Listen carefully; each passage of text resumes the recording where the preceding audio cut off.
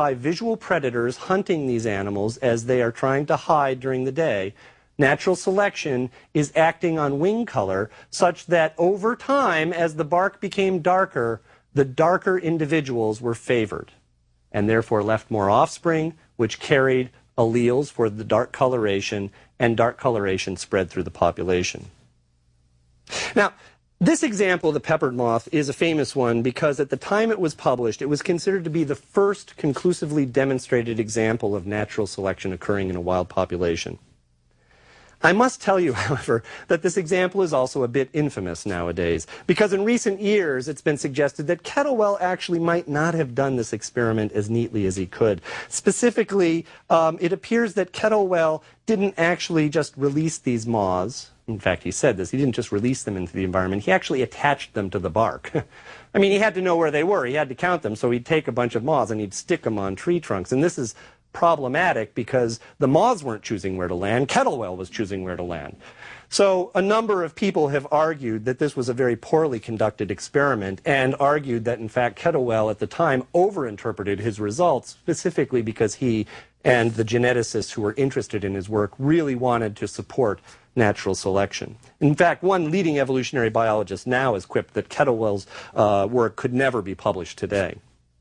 Certainly, his experiment isn't conclusive evidence that natural selection occurred in this population, but I still think this is a useful example if you just allow me to assume that selection is acting this way, because it illustrates some important points about how selection does act.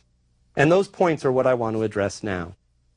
The first point illustrated here is the requirement that there must be heritable variation.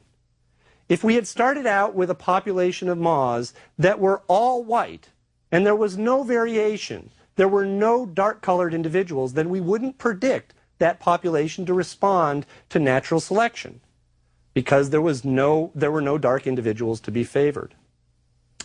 The second point I want to make concerns our interpretation of how natural selection acted on these moths, if indeed it did, as Kettlewell proposed. Now, we might think that the way natural selection is acting is because one type of the moth is getting eaten more frequently than the other type. And indeed that's true, but that's not actually the important point here. The fact is that natural selection results from differential reproduction between two different kinds of organisms in a population. So the fact that the moths were eaten itself isn't what's important. It's the fact that because they were eaten, they couldn't reproduce. Now, this may be subtle or it may seem obvious, but it's an important point to keep in mind when you think about selection, and we're going to come back to that in a second. You might actually think about a thought experiment when you're thinking about this. What do you think would happen if these moths were predated, were eaten by birds, only when they were much older? Imagine a circumstance where younger moths, in fact, for whatever reason, maybe because they were hiding in completely different places, were not subject to predation. It was only the older moths where there was a differential survival because of their color. And in fact, these older moths had already completed most of their reproduction. If that was happening, we wouldn't expect natural selection to occur either. Even though the moths are getting eaten depending on their color, if they've done most of their reproduction, if they're past their reproductive period, it doesn't matter. Natural selection only acts because it affects reproduction. Now, this idea leads to my last point, which is to explicitly define what we mean by the term evolutionary fitness, or what we sometimes refer to as Darwinian fitness. Popular accounts of evolution often describe natural selection as the survival of the fittest. What does fittest mean? Sometimes people think this expression implies that selection occurs as direct competition among individuals, nature red and bloody tooth and claw and so forth. But this isn't really the case. Darwinian fitness is more correctly defined in terms of the relative contribution of individuals to the genetic makeup of future populations. This means that fitness is measured explicitly in terms of reproductive success. When we want to ask about the fitness of an individual, what we really need to do is to ask, how many offspring does it produce? But this isn't enough, because it doesn't matter how many offspring you produce in and of itself. It matters how many offspring you produce relative to other individuals in your population. Imagine I told you, for example, that some individual produced 10 offspring in its lifetime. Is this a fit individual? Well, I mean, It depends. It depends on what the other individuals of the population are doing. If we're talking about an albatross, where most individuals only produce a few offspring in their whole lifetime, then this would be a very fit individual because it's producing a lot more than a few. If we're talking about a Drosophila fruit fly, which can produce hundreds of individuals in just one breeding event, then we're talking about a fairly unfit individual. My point is that it's necessary to define fitness in terms of relative reproductive success relative to other individuals in the population. But we still have to make one more addition to our definition of fitness to explicitly include the role of the environment. Fitness is not an intrinsic property of an individual, or even of an individual within a population. Instead, it's a property of the individual in a particular environment. Remember back to Kettlewell's moth example. The dark-colored moths did better if the tree trunks were dark-colored, whereas the white-colored moths did better if the tree trunks were light-colored. It wasn't that dark was inherently better than light in and of itself. It was only that dark might be better than light in a given environment. So this means that what we have to do is define Darwinian fitness in terms of relative reproductive success in a given environment. Well, let me pick up on this particular point, which emphasizes the role of the environment, with a second example of natural selection being observed in a wild population. In the last lecture, I told you that Darwin's thinking about natural selection and evolution was profoundly influenced by his observations of island organisms on his round-the-world voyage on the Beagle, among which were a remarkable group of birds that he observed in the Galapagos Islands, collectively now known as Darwin's finches.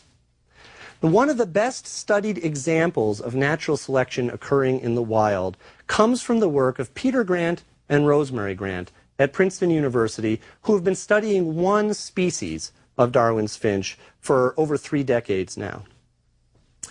Remember that the different species of finches are all very similar in their size, shape, and color, but they differ especially in the size and shape of their beaks, consistent with the idea that natural selection has adapted the beaks of these different species to be specialized for eating different kinds of foods found in the different habitats on the different islands. There's also considerable variation within species in the size and shape of individuals' beaks. Now, if natural selection is responsible for the evolution of beak shape in this group of birds, then we should also be able to detect differences in the survivorship and especially reproductive success of individuals within a species if they vary in their beak shape within the species. Now, it might seem remarkable to think that we could actually catch this, that we could actually observe and detect this kind of differential reproductive success occurring in a natural population of birds. But this is exactly what the work of the Grants has revealed, with the help of a lot of painstaking fieldwork over 3 decades, and also with the help of a little luck from the weather. Let me explain. The Grants have focused much of their work on one population of a single species of Darwin's finch, the so-called medium ground finch. This is a pretty inelegant name, but that's what it's called. The scientific name for this species is Geospiza fortis. Now, the population of this finch that the Grants have studied is ideal for this kind of long-term study of populations because it occurs on a relatively small island, and the population size never gets above about 1,000 individuals. This makes it possible to capture and mark and measure almost every bird in the population. Now, like many of the Darwin's finches, the medium ground finch's diet consists primarily of seeds, which it cracks open with its beaks. The Grants and many of their students and other researchers now have shown that both within this particular species, as well as you would expect across different species of seed-eating finch, the size of the beak actually corresponds to the size and the hardness of the seeds that they usually eat, with larger beaks corresponding to larger, harder seeds, as you might predict. Now, within the population of the medium ground finch that the Grants have been studying, there is considerable variation in beak size. Most individuals have sort of average-sized beaks.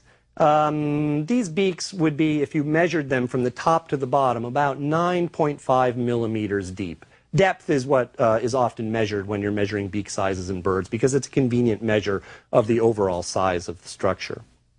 Some birds in the populations,